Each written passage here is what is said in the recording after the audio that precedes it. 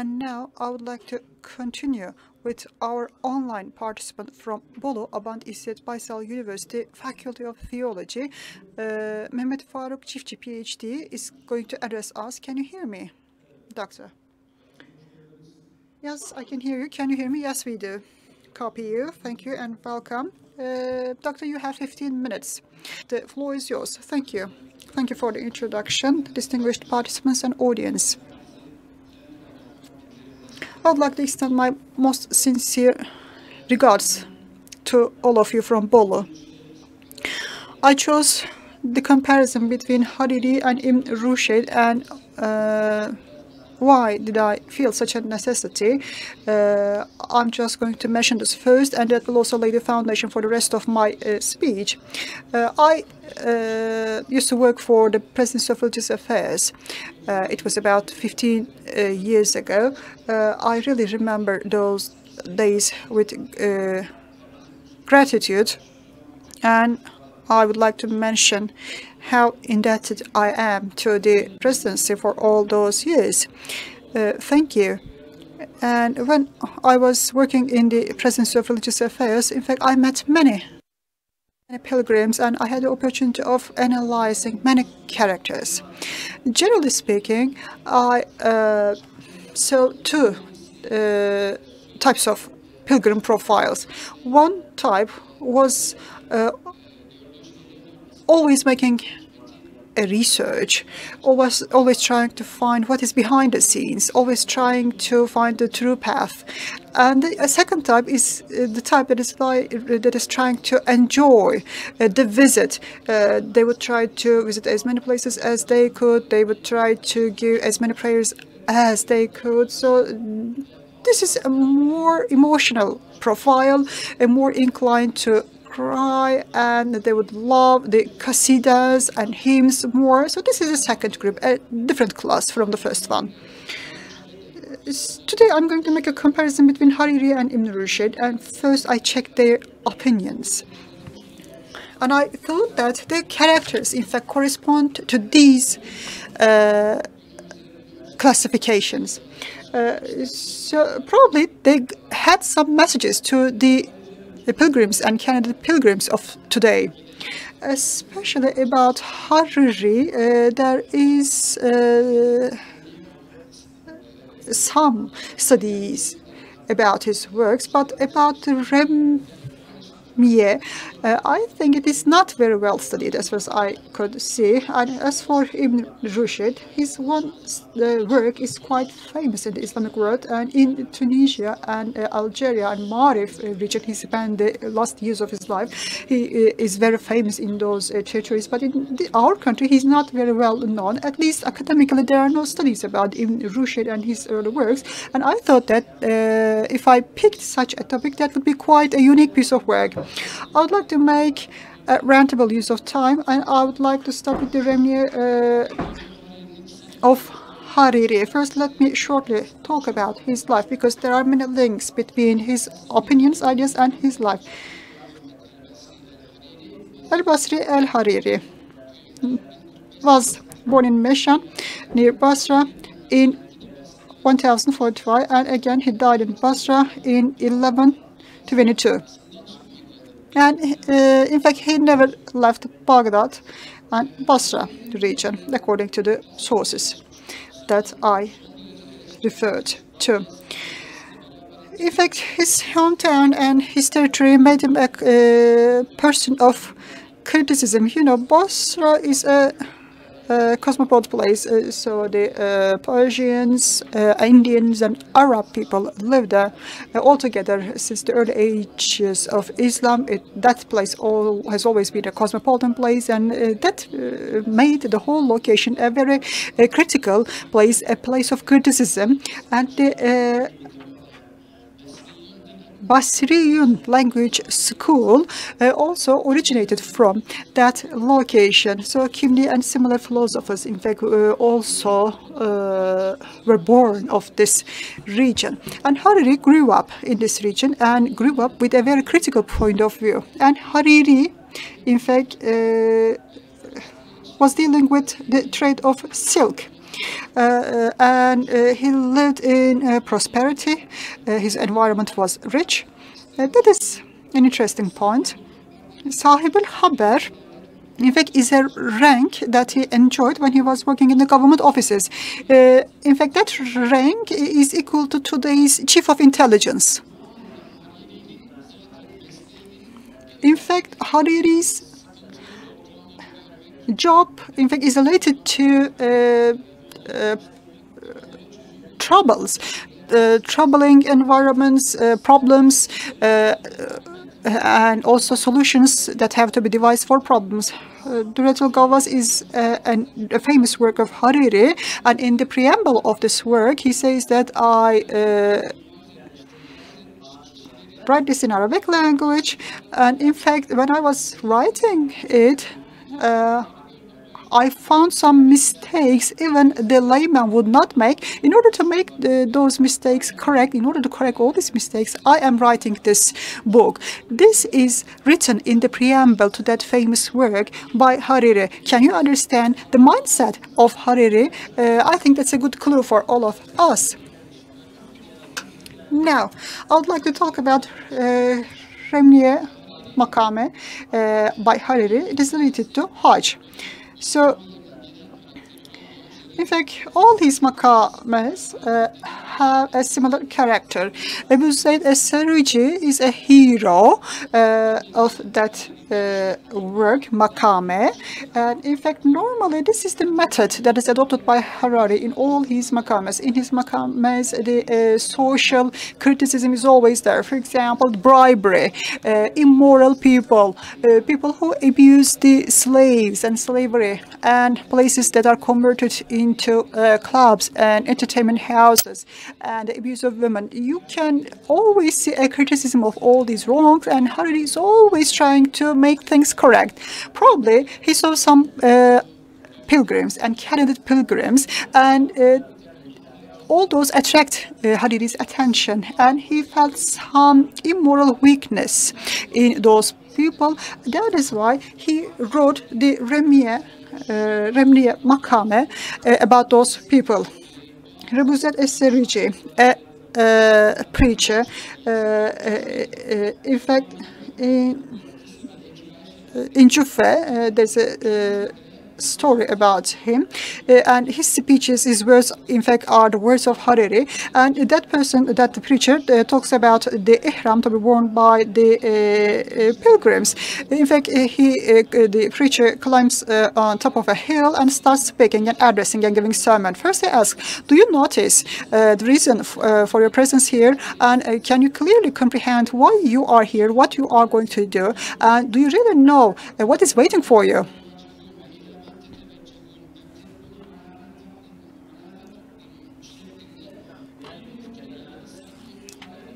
This is like a pre-warning given by Harîrî, and he's trying to give a message to the candidate pilgrims. He's trying to say that, okay, this is not an ordinary job. If you are not going to defend your future journey, if you are not going to be able to maintain the title that you are going to earn throughout your life, then please give up now. This is the message Harîrî is trying to give, I guess.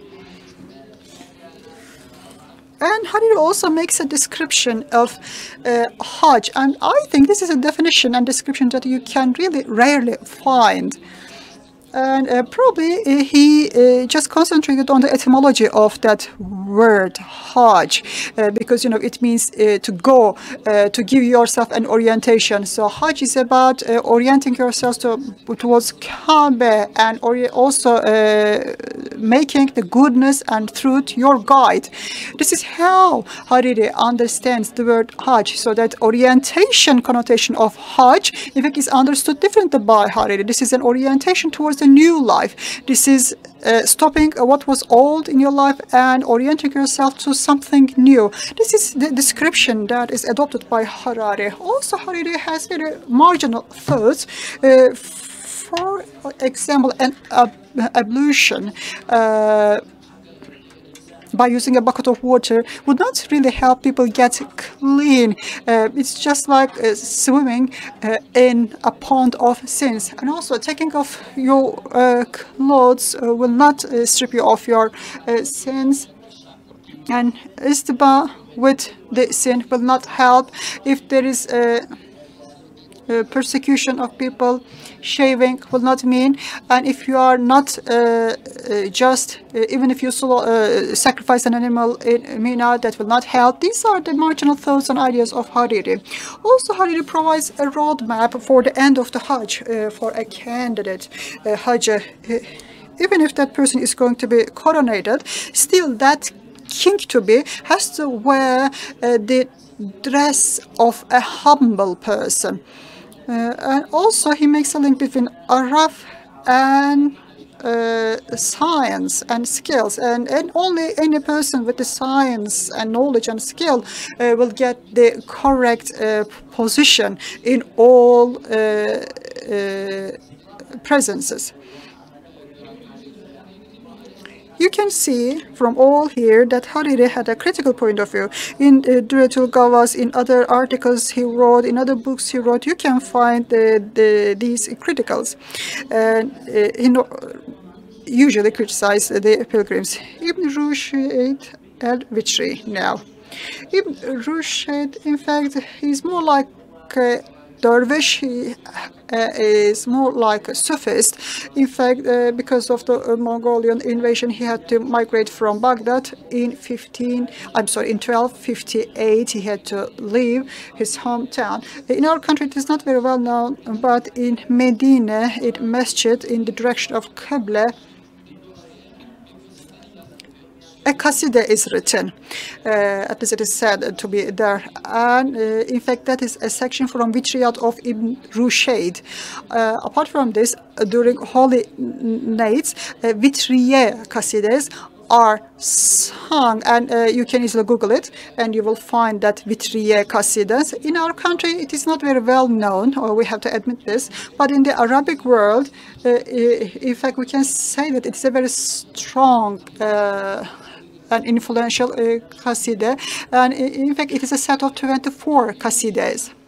Ibn Rüseyd left Baghdad for Egypt, Alexandria, probably because of some invasion reasons.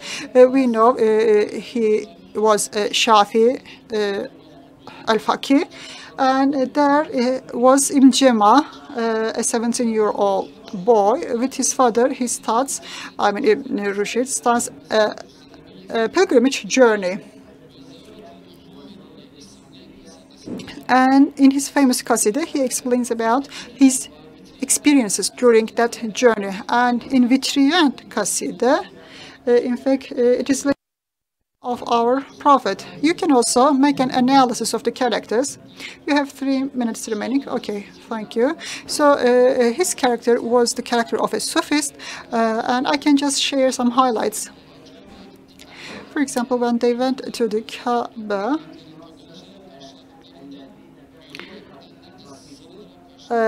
he said that if anyone would walk on foot, the angels would hug them. And when they were in the Kaaba, they thought that they would be the guests of Allah, and Allah had some expectations, and the guests expected to be forgiven. And he estimates that the God said, okay, just wipe off all the and clear off and write off all the sins. You know, that is all originating from the enthusiasm he felt.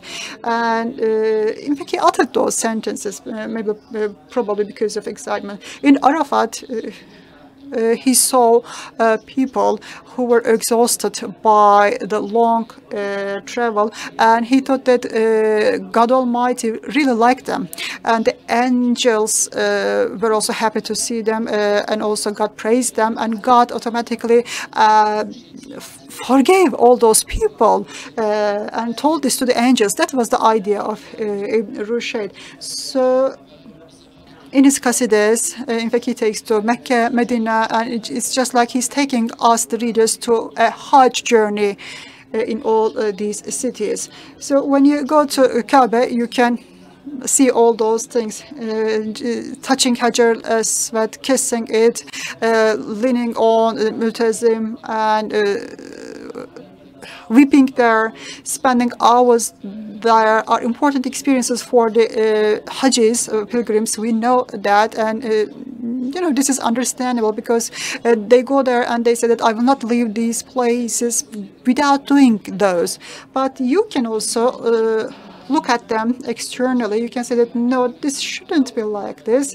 We are here for God. This is the house of God. We're not here for the Hajar Aswad, but for God who put it there. You know, this is like the brain of an engineer. There are also people who are really chasing and searching for the truth. You see two characters. One character is represented by Harîrî and the other is represented by Ibn Rüseyd, and the needs of all these people, I mean both categories should be taken into consideration. So a book about understanding the Hajj, in fact, is very helpful in this regard. Also, there should be audio versions of this book, and there may be some more academic studies. Also, these two characters, you know, respond to or address to many people. Some people may think that, okay, I will wait until I'm old enough and then I will go to Hajj, and Harîrî just warns them with his opinions. He says that no, first cleanse yourself and then come to Hajj. You know, this is not a place that you will come to get clean after doing all. This Zamzam will not help you clean yourself unless you actually clean yourself.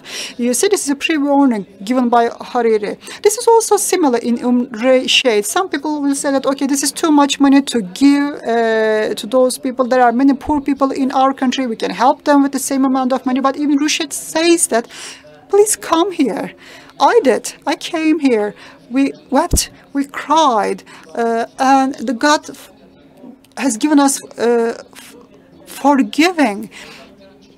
Probably when you go back, you will have a better heart to do more than what you are planning to do now. Because, you know, you can also hear similar things from those who experienced Hajj. That experience changes a lot of things. And you see real examples there. You go to the house of Muhammed, you see Kaaba, you see the footprints of Muhammed, and also you see the tombs of Abu Bekr and others, and that is a huge move that you feel in your heart. In fact, Rüseyd is right. So both opinions, in fact, may give good guidance to people. However, these opinions should be used professionally. You know, the people who are working in the guidance departments should equip themselves with knowledge related to both characters. Thank you very much. I conclude my remarks. I would like to thank you for your patience and kind attention. Thank you. Thank you very much.